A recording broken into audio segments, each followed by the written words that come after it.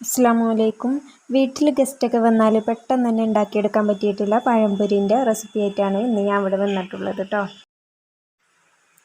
അതിന് വേണ്ടിയിട്ട് ഞാൻ ഫസ്റ്റ് തന്നെ എണ്ണ ചൂടാവാൻ വെച്ചിക്കണ്.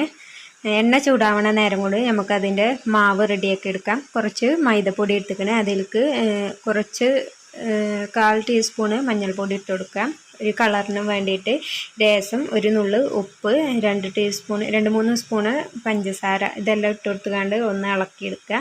ഇതിലേക്ക് ആവശ്യത്തിന് പാകത്തിന് ഒരു വെള്ളം പാർന്നെടുക്കുക. കുറുകിയ രൂപത്തിലാവണം കേട്ടോ, വെള്ളം ഏറരുത്. അപ്പോൾ പഴംപൊരിൻ്റെ മാവ് ഇവിടെ റെഡി ആയിക്കണേ. പഴം നീളത്തിൽ അരിഞ്ഞെടുത്തുക്കണം കേട്ടോ. ഇനി ഓരോ കഷ്ണം പഴം എടുത്തുകൊണ്ട് മാവിലേക്ക് ഇട്ടുകൊണ്ട് അതിലൊന്ന് കോട്ട് ചെയ്തെടുക്കുക. എന്നിട്ട് ചൂടായ എണ്ണയിലിട്ട് പൊരിച്ചെടുക്കുക കേട്ടോ.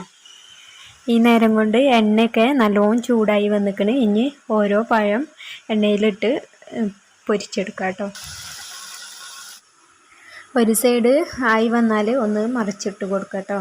പിന്നെ പഴംപൊരി ഉണ്ടാക്കുമ്പോൾ കറ ഇല്ലാത്ത പഴം വേണം കേട്ടോ എടുക്കാൻ. ഇനി ഇത് വെന്ത് വന്നാൽ ഒരു ഗോൾഡൻ കളറായി വന്നാൽ എണ്ണയിൽ നിന്ന് എടുത്ത് മാറ്റാം കേട്ടോ.